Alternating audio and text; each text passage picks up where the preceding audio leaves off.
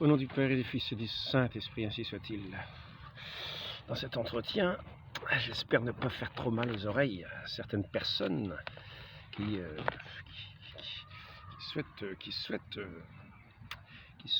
pensent faire au mieux,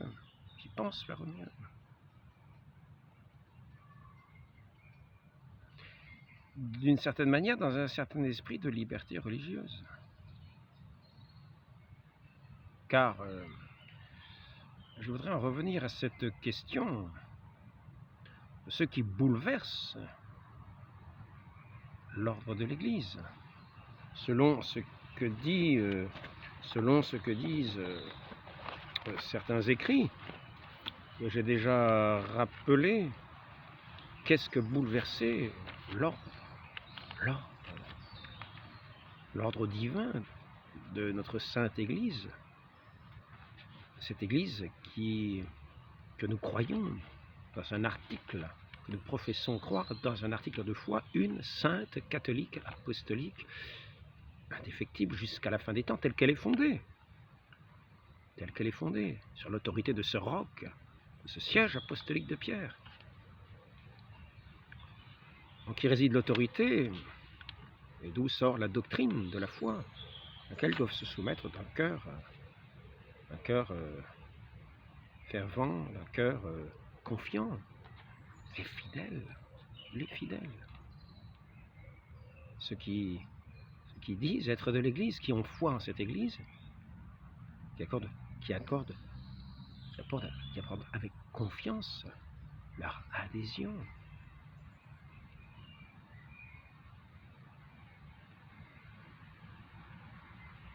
À cette doctrine, à cet enseignement de l'Église qui sort du siège, de ce siège apostolique.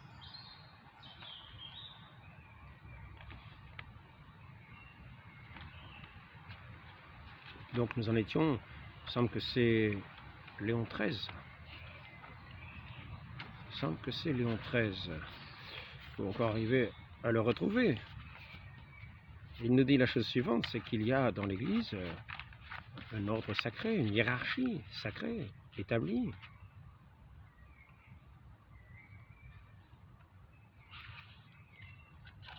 Si les subordonnés usurpent le rôle de supérieur, c'est de leur part non seulement faire acte d'une injurieuse témérité.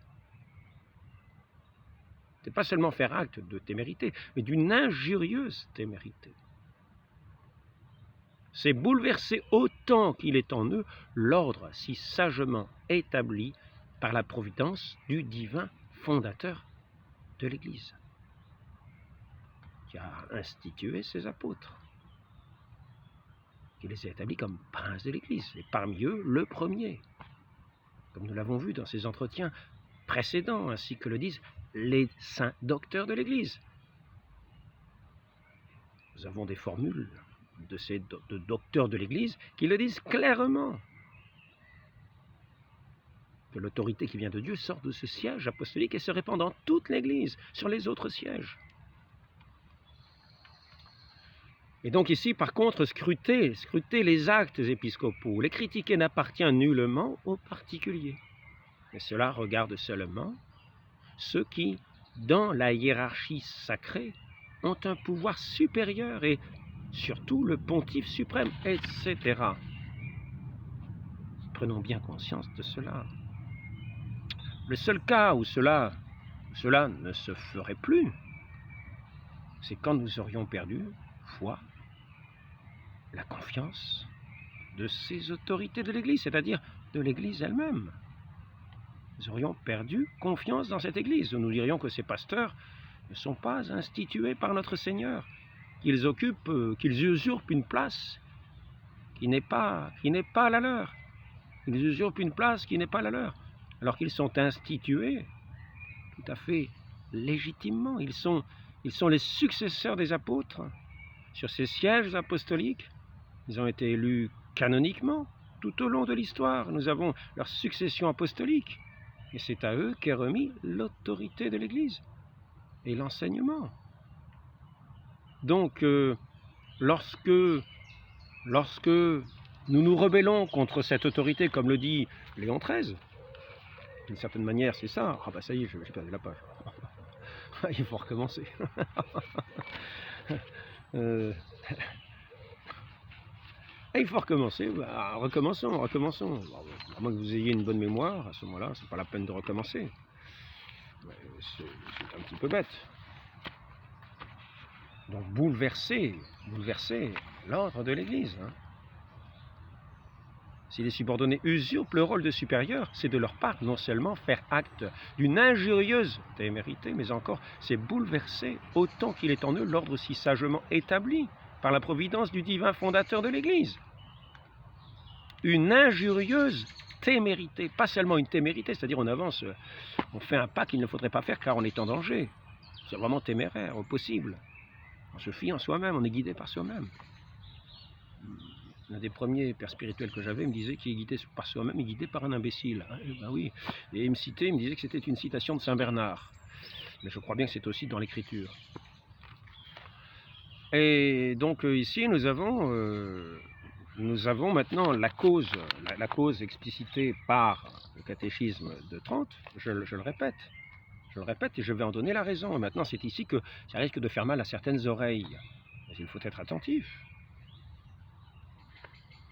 La seconde considération, c'est que celui qui aura gravé, alors il faut apprendre ça par cœur, c'est très important, il aura gravé profondément dans son cœur la foi à la vérité de l'Église, cette Église une, sainte, apostolique, indéfectible, infaillible, jusqu'à la fin des temps, les portes de l'enfer ne prévaudront pas, les clés sont remises à Saint Pierre, qui répartit son autorité comme Moïse désignait les juges.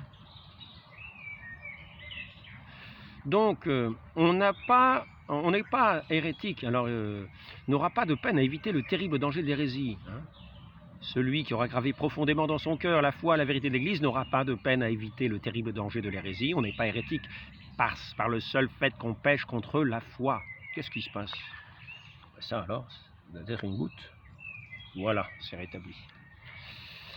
Donc on n'est pas hérétique par le seul fait qu'on pêche contre la foi, mais parce qu'on méprise l'autorité de l'Église. Et je reviens dessus.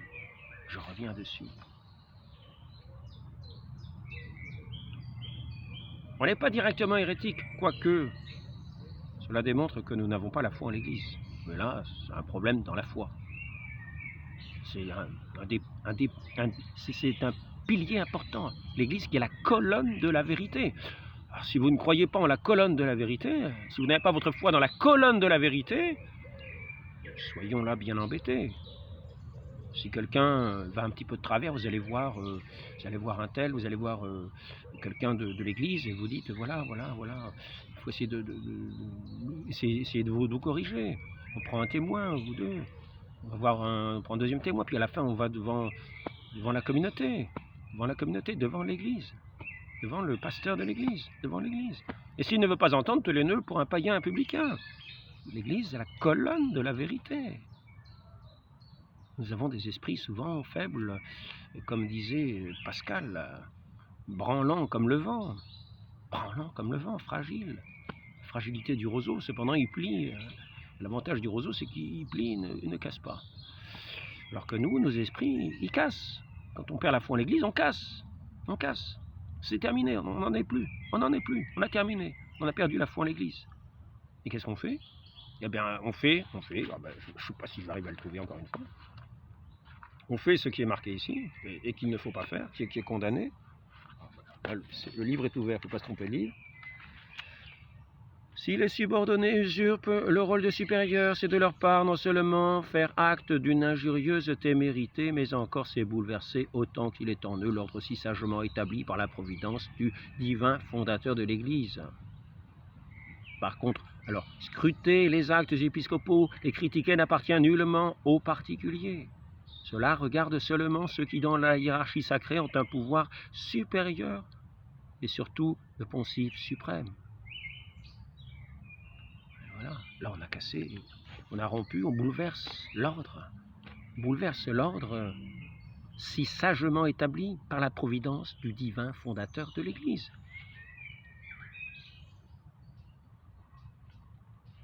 C'est là qu'il faut faire très attention. Et c'est là que je veux en venir, que ça risque de faire mal aux oreilles. C'est là que ça risque de faire mal aux oreilles. Il faut attendre le bon moment. Vous allez voir, ça va faire bang. Eh oui, ça risque de faire bang. Alors, je vais d'abord rappeler quelque chose. Une phrase que j'ai déjà dite aussi. Alors là, il s'agit quand même de rappeler les références, parce que tout le monde n'écoute pas tous les entretiens, donc rappelons quand même la référence. Lettre Sane Molestum, 17 décembre 1888, Léon XIII. Voilà. Qu'on ne dise pas que c'est une invention ou autre chose.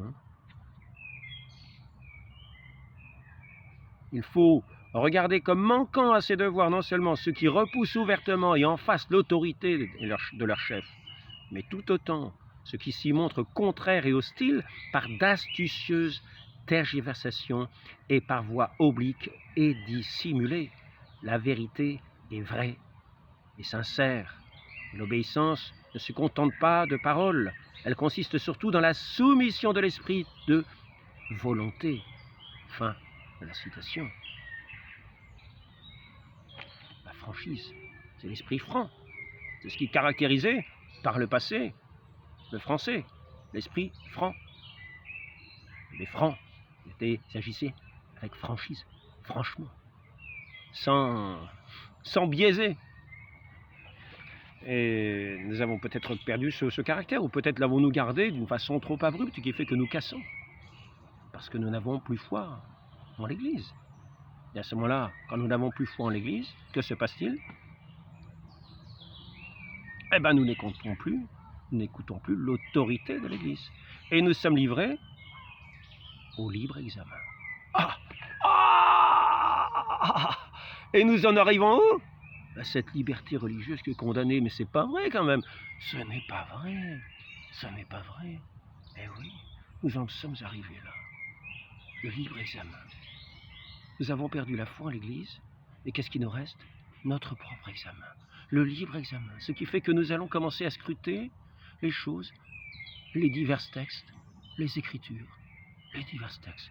Tout scruter. Non plus, nous fions avec confiance dans ce saint ordre établi divinement, par l'ordre de la providence de notre Dieu.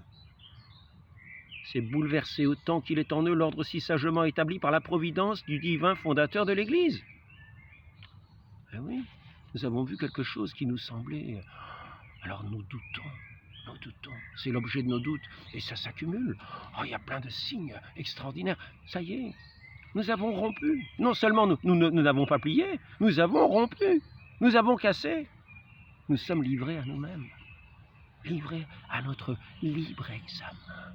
Oh, jusqu'à quelle limite? Il n'y en a pas. Il n'y en a pas, parce que personne d'autre ne peut nous délivrer de ce libre examen. Nous avons perdu la foi, et nous sommes livrés à notre libre examen. La chose la plus terrible qui soit, c'est-à-dire que c'est celui qui est guidé par soi-même. Par qui est-il guidé déjà? Que disait saint Bernard? Eh oui. Nous voici donc maintenant, ainsi que les protestants l'étaient, car ils sont tombés dans ce vice, dans cette faille béante, de cette foi qui n'était pas sans faille. Et ils sont tombés dans cette faille. Une foi qui n'était pas infaillible, ils sont tombés dedans. Ils se mettent leur foi en eux-mêmes. Voilà, nous ne sommes plus dans l'ordre providentiel de notre Créateur qui a fait tenir son Église contre vents et marées. Les vents ont soufflé, les tempêtes, les pluies sont venues, et ce bâtiment était établi sur le roc. Et les vents ont eu beau souffler, les pluies tombaient, la maison a tenu bon, parce qu'elle était fermement établie sur le roc. Et ceux qui sont bâtis sur le sable mouvement de leur libre examen qui ont perdu cette foi, c'est cette foi divine dans la parole de notre Sauveur qui établit son Église sur sa parole, que nous ne croyons plus, sont livrés à leur propre examen, à leur libre examen. Et ils se croient libres de scruter toutes les Écritures à leur convenance et d'interpréter tout à leur convenance. Et les textes sacrés de l'Église à leur convenance. Et les écrits des papes et les écrits de tous les décrets de l'Église à leur convenance.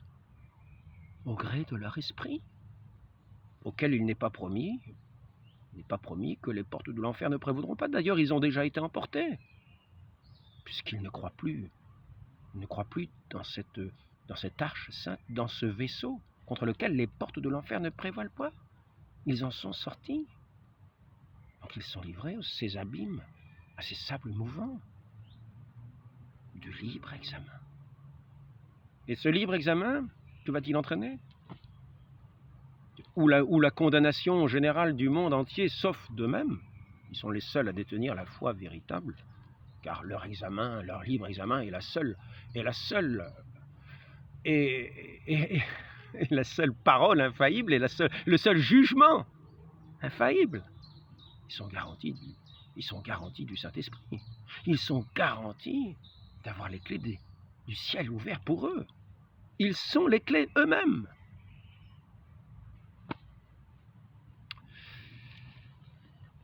Ainsi donc, dès que l'autorité légitime, ce n'est pas chacun livré à soi-même. Le bon pasteur est venu chercher toutes les brebis qui étaient dispersées sur des chemins épars, chacun livré à sa propre volonté, chacun livré à son jugement propre. Il est venu appeler. Qui entendra? Ceux qui ont la foi. Mais ceux qui avaient la foi et qui ne l'ont plus, comment feront-ils pour entendre à nouveau cette voix? Pour revenir à cette voix du divin pasteur qui veut les rassembler, pour faire l'ecclésia. C'est dans cette convocation, à son appel, à sa voix. Qui voudra? Comment pourront-ils revenir? Eux qui sont livrés à leur propre examen, qui n'ont même plus cette foi dans la parole du Christ, qui fonde son Église, qui n'ont plus cette confiance en l'Église, cette foi en l'Église, dans son indéfectibilité, dans son enseignement infaillible, lequel tous les pasteurs ne peuvent pas tomber. Ceux qui affirment de telles choses, nous est-il dit, ceux qui affirment de telles choses, nous dit Pie IX, ils pêchent contre le Saint-Esprit promis par le Christ et son Église pour qu'il demeure toujours en elle. Voyez? Ils rejettent et attaquent obstinément le magistère infaillible du pontife romain d'une part et de toute l'Église enseignante d'autre part, puisqu'ils affirment avec une audace incroyable, et en cela ils pêchent contre le Saint-Esprit promis par le Christ à son Église pour qu'il demeure toujours en elle. Que le pontife romain, que tous les évêques, les peuples unis à lui, dans une même communion, sont tombés dans l'hérésie quand ils ont ratifié, reconnu publiquement les définitions du Concile Vatican I.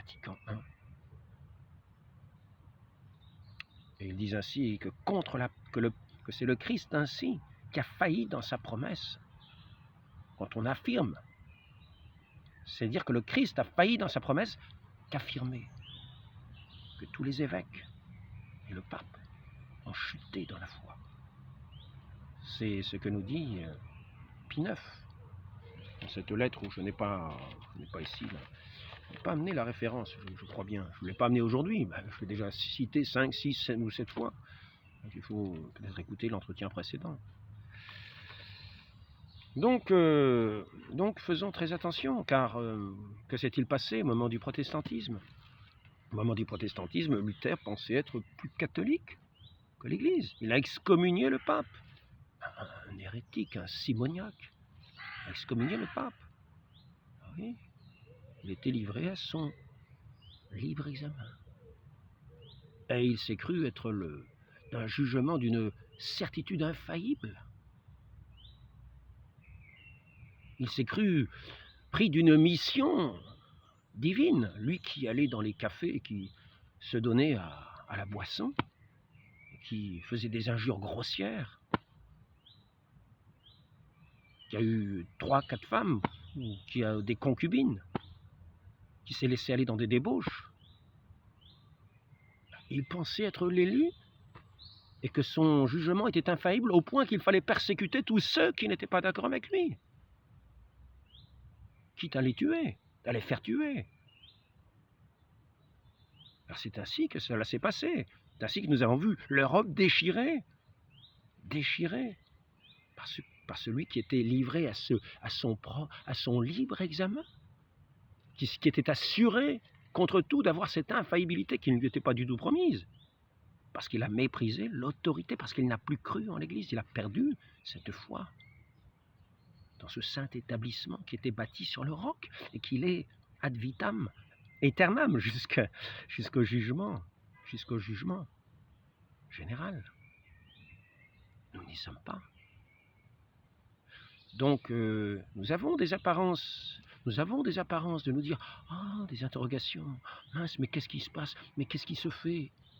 Mais il y a tout ce corps épiscopal, tout ce corps épiscopal, tous ces juges de la foi qui sont là.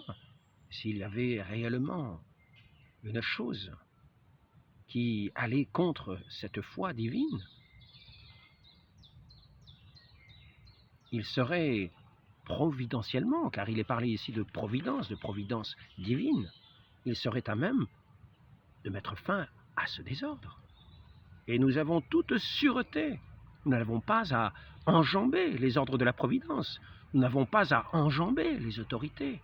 Nous avons à laisser Dieu agir dans son Église, providentiellement, divinement, et à nous reposer comme des fidèles dans la confiance et l'écoute des enseignements de l'Église qui nous sont proposés, qui nous sont donnés, sans les interpréter à mal, dans un libre examen biaisé, pour pouvoir accuser les autorités, car à ce moment-là, nous ne sommes plus unis.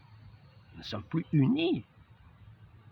Ceux qui sont les pasteurs établis par ce divin maître qui a donné sa vie pour son Église, pour s'unir son Église indéfectiblement, comme une épouse fidèle de laquelle il ne divorce pas. C'est bouleversé. Et encore, c'est bouleversé autant qu'il est en eux l'ordre si sagement établi par la providence du divin fondateur de l'Église. Revenons à quelques passages. Je ne suis pas sûr d'avoir ramené le texte qui convenait.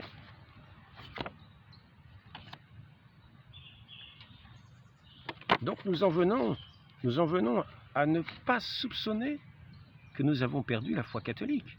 Car il y a une différence entre tomber directement dans l'hérésie et être livré à son jugement propre. Comme ceux qui ont renoncé à la foi en l'Église, qui méprisent les autorités de l'Église. Ils sont livrés à leur jugement propre. Ils sont livrés à leur libre examen. Ils ont une raison plus ou moins droite, humainement plus ou moins droite, parce qu'on ne peut pas dire divinement, parce que ce n'est pas le Saint-Esprit qui les fait s'écarter de cette confiance dans la parole du Christ qui fonde son Église, et les portes de l'enfer ne prévoilent pas contre elle. Donc ils sont livrés à leur jugement propre, à leur libre examen. Ils ne tombent pas aussitôt dans des erreurs grossières, ils sont déjà tombés dans cette faille béante qui est leur perte. D'être livrés à soi-même, de n'être plus remis dans la main de Dieu. Et la conclusion, c'est qu'ils vont demeurer plus ou moins dans ces enseignements de ces textes qu'ils ne doivent pas eux-mêmes scruter pour en juger, car c'est là le propre du libre examen. Et c'est là ce qu'ont fait les luthériens, c'est là ce qu'ont fait tous ceux qui pensaient être plus catholiques que le pape. Donc, voyons, si nous ne tombons pas dans cette déviation, et si nous voyons que nous y tombons, eh bien alors n'ayons plus la foi, reconnaissons que nous n'avons plus la foi catholique, et soyons des protestants ayant une forme, un habit catholique, comme les anglicans, qui pensent avoir des sacrements, mais nous savons, cela a été déterminé par la Sainte Église, que leurs sacrements ne sont pas valides. Leurs sacrements, cela a été décrété par un décret infaillible, que leurs sacrements ne sont pas de véritables sacrements, que le sacrement par exemple, du Saint-Sacrement ne rend pas effectif la présence de notre Seigneur. ce n'est pas le corps du Christ, ça reste un morceau de pain. C'est ce que l'Église, c'est ce que la Sainte Église nous dit.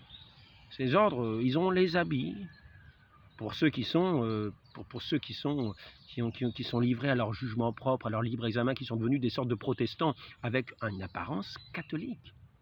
Ils sont dans leur jugement propre, et pendant un certain temps, rien ne dit qu'ils vont aller dans des grosses erreurs. Ils vont peut-être rester dans des lignes à peu près bonnes un certain temps, mais ils sont livrés à eux-mêmes. Et ils n'ont pas la promesse ni de l'infaillibilité, ni de ne pas sombrer, ni de ne pas être emportés. Ils n'ont pas cette promesse que les portes de l'enfer ne prévaudront pas sur eux. Ils sont livrés à eux-mêmes, dans un individualisme. Un individualisme parce que chacun est livré à son jugement propre. On fait plus ou moins confiance, mais c'est un arrangement. Ça reste un arrangement pour avoir un semblant d'église. Se rassemble avec un pasteur qu'on se désigne, parce que comme ça, si on se désigne, c'est qu'il nous correspond. On ne va pas renier quelqu'un qu'on a mis en place, que notre jugement a mis en place, et que d'autres personnes ont effectivement mis en place aussi. Mais si on mettait un pasteur qui ne nous convenait pas, on irait dans une paroisse, dans un temple où nous serions mieux, où ce pasteur nous conviendrait, où nos arrangements se feraient à l'amiable. Mais ce n'est plus la foi de notre Seigneur Jésus-Christ. Nous sommes livrés à notre jugement. Et là, c'est une dérive sans fin. Nous ne sommes plus dans l'Arche Sainte sur la mer, nous sommes sur les vagues de cet océan, de ce déluge, cette perte universelle. Nous ne sommes plus dans l'Arche du salut. Chacun est là, livré à lui-même au milieu de ces flots, de ces vagues, dans ces remous du monde, livré à son propre jugement. Et non plus sous la main toute puissante de Dieu qui conduit son arche, selon la divine providence.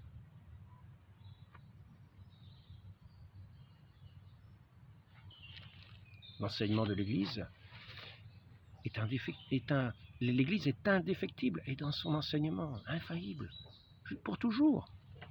C'est ce que nous dit, je veux bien le répéter à nouveau, Franzelin, qui était quand même, en gros, le premier théologien de ce Concile Vatican I, qui connaissait les questions sur l'infaillibilité, sur l'indéfectibilité de l'Église, qui ont été prononcées lors de ce concile. Il en connaissait le sens. Il nous l'expose tout simplement. Il demeure dans l'Église non seulement l'indéfectibilité dans le fait de croire, appelée infaillibilité foi passive, mais également l'infaillibilité dans la proclamation de la vérité révélée. De telle sorte que même lorsque l'Église est privée temporairement de sa tête visible, il est impossible que tout le corps de l'Église enseigne. Il est impossible. Donc tous ces évêques ne vont pas adhérer à une hérésie. Ils ne vont pas tomber les pieds joints dedans. Il est impossible de telle sorte que même lorsque l'Église est privée temporairement de sa tête visible, il est impossible que tout le corps de l'Église enseigné, où tout l'épiscopat dans son enseignement s'écarte de la foi définie et sombre dans l'hérésie, car la permanence de l'esprit de vérité dans l'Église subsiste fait partie de la promesse même et de l'institution de l'indéfectibilité de l'Église pour toujours jusqu'à la consommation du monde. Franzelin peut citer, alors thèse de Ecclesia Christi, Romains 1907, page 221-223.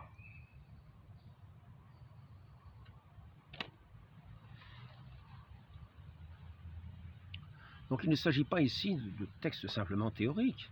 C'est la foi en l'Église qui est en jeu. Si nous avons perdu la foi en l'Église, eh bien, ayons cette foi de notre jugement. Ça ne s'appelle pas la foi, ça s'appelle nous fier en nous-mêmes. Nous nous fions en nous-mêmes. Ça s'arrête là. Nous ne disons pas que nous nous fions en Dieu, car ce que ces pasteurs a désigné pour se faire entendre, nous ne les recevons pas. Qui vous écoute m'écoute. Qui vous rejette me rejette et rejette celui qui m'a envoyé. Ne disons pas que nous croyons en Dieu, disons que nous croyons en nous et que nous sommes sûrs d'être infaillibles, nous sommes sûrs de notre jugement, nous sommes sûrs de nous-mêmes, nous sommes des sortes de dieux, notre jugement est infaillible, nous sommes des petits dieux, nous avons ce libre examen. C'est la fin de ce qui se tient, de ce qui se nomme l'Église. L'Église n'existe plus, chacun est un individu qui a son libre examen et son jugement infaillible.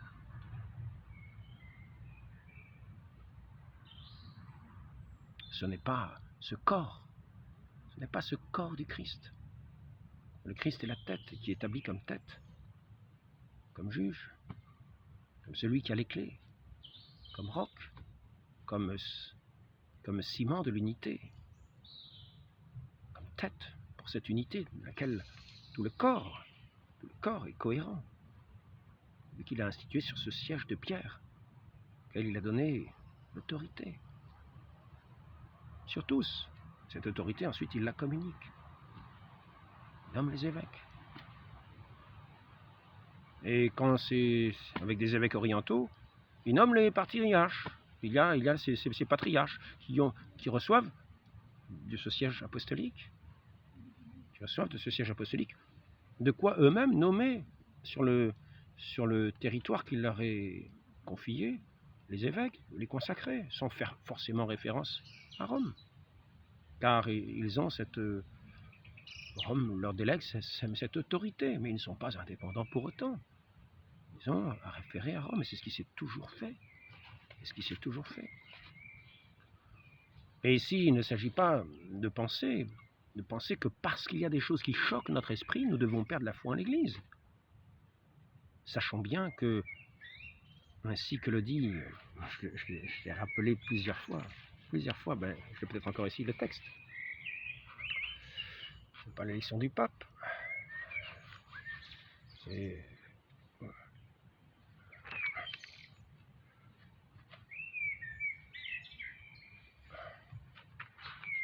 Je ne sais pas si je vais le retrouver.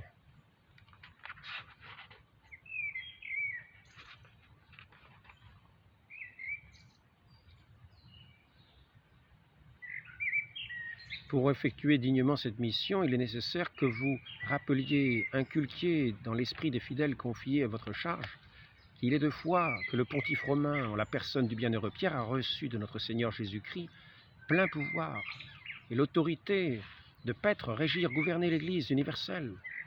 L'exercice libre et entier de cette autorité ne peut être limité et restreint à aucun territoire et ou nationalité, que tous ceux qui se glorifient du nom de catholiques doivent non seulement lui être unis quant à la foi et au dogme, mais également être soumis quant à la liturgie et la discipline.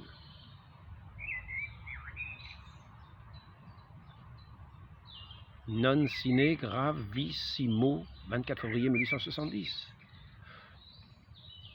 Communion,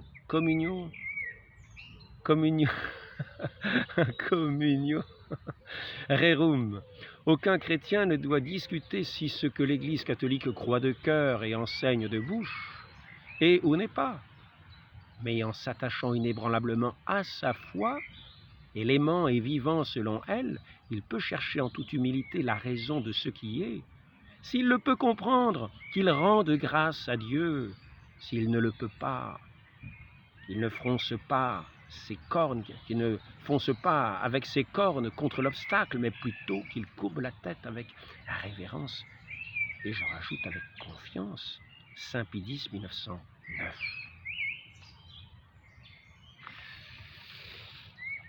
Il y a des choses qui nous paraissent étranges, mais sachons que s'il y avait hérésie, les évêques le dénonceraient comme étant hérétique.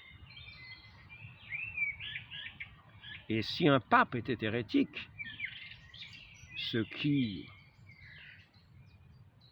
est une hypothèse, qui reste une hypothèse, si un pape était hérétique en tant que docteur privé, ce que disent certains docteurs, si cela arrivait, eh bien dans ce cas-là, il faudrait attendre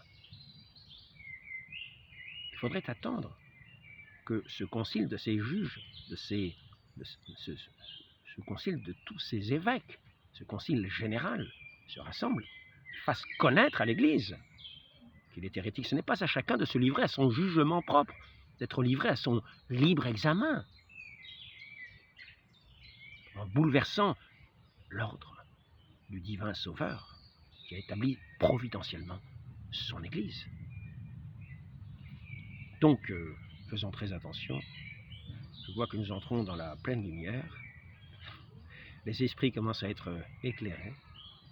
Et que par conséquent, j'espère que ces rayons de cette lumière vont pénétrer jusqu'à nos cœurs pour nous rendre dociles à la parole de notre divin Maître. Et cette confiance qui fera que cette arche de l'Église ne sera pas notre perte, comme si nous y entrions comme à reculons, mais par une pure confiance, une pure foi, un pur amour, qui fait que notre esprit sera éclairé de cette lumière de Dieu et de cette charité divine. Si bien sûr nous ne sommes pas à nous laisser aller à tous nos penchants mauvais. Tous nos penchants mauvais qui ne sont plus de l'ordre de l'enseignement d'Église, mais qui seraient des dérèglements de nos vies, qui condamnent les commandements de Dieu. Donc, nous allons essayer de voir d'où vient cette lumière. Moi, j'ai pris le catéchisme de Trente, mais je tiens à signaler qu'à côté, il y a celui de 1992, Saint Jean-Paul II. Donc recevons-les, accueillons-les avec confiance. N'ayons pas peur de lire le catéchisme, car il est pour les fidèles. Mais là, ce ne serait pas à bouleverser l'ordre de la Providence sur son Église. Ce serait s'instruire selon l'esprit d'Église, mais sans chercher à scruter d'un mauvais œil. Gardons nos yeux ouverts dans la foi en notre Dieu. Ne fronçons pas les cornes pour nous abandonner à nous-mêmes, qui est notre pire ennemi. Donc, je vais me mettre plutôt ici, ça va être aussi bien. Je voulais m'entretenir au sujet de la très sainte Vierge Marie qui a su attirer sur notre terre cette lumière de la grâce. Je fais à dessein ce jeu de lumière, je ne sais pas s'il est bienvenu. Cette lumière de la grâce par sa pureté, par sa candeur, par sa modestie, par toute cette grâce de ce cœur immaculé qui a su attirer ce cœur sacré de Dieu pour le faire incarner ici-bas, pour nous donner toutes ces bénédictions, nous unir à lui dans ce corps unique, de cette Église unique que nous sommes tous, que nous formons tous, unis à lui, à sa parole, dans la confiance, non pas dans le doute, car le doute, c'est le début de la perdition, le début de la disjonction, le début de la séparation. Nous sommes unis à Dieu dans la foi. Ayons foi, et ne nous livrons pas nous-mêmes à notre propre jugement. Confions-nous en la sainte parole de celui qui a donné sa vie pour nous, pour fonder cette Église sainte sur ce roc inébranlable de pierre. Ainsi soit-il, demandons cette grâce à la très sainte Vierge Marie. Ainsi soit-il, au nom du Père et du Fils et du Saint-Esprit, ainsi soit-il.